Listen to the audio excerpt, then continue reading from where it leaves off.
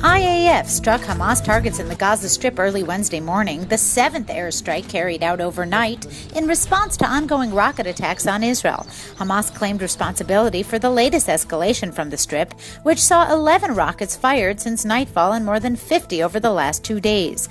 Nearly all the rockets fell in the area closest to the Gaza Strip, but a Grad rocket that fell in an open field south of Beersheba suggests that a further escalation may be imminent. Palestinian sources said Israeli strikes targeted 2 military installations and that 1 person was injured.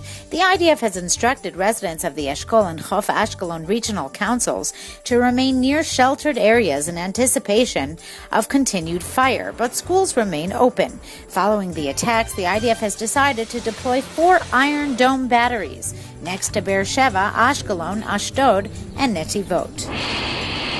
Egyptian military officials said on Wednesday that Hosni Mubarak was on life support, denying a report that the ousted president was clinically dead. Several sources in the military and security services, which retained control following the revolt, said the 84-year-old Mubarak was being kept alive, and said they would not use the expression clinically dead to describe his condition. Iran, Russia, China, and Syria will hold the Middle East's largest ever war game. According to the report, 90,000 troops, 400 warplanes, and 1,000 tanks from the 4 countries will take part in land and sea exercises.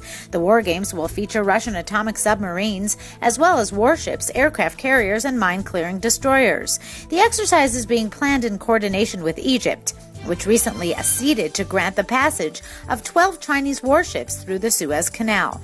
The report stated that the Chinese naval convoy is due to dock in Syrian harbors within the next 2 weeks. The Palestinian Authority has issued a book of guidelines of the proper phrases to be used in talking about the Arab-Israeli conflict.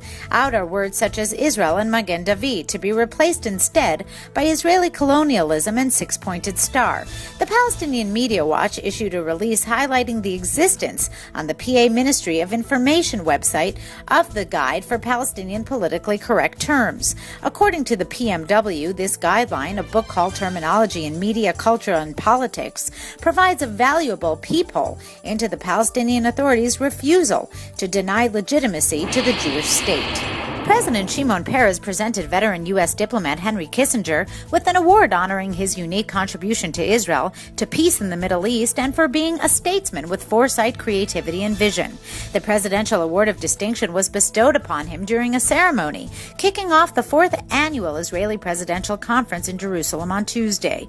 Kissinger served as U.S. Secretary of State under President Richard Nixon.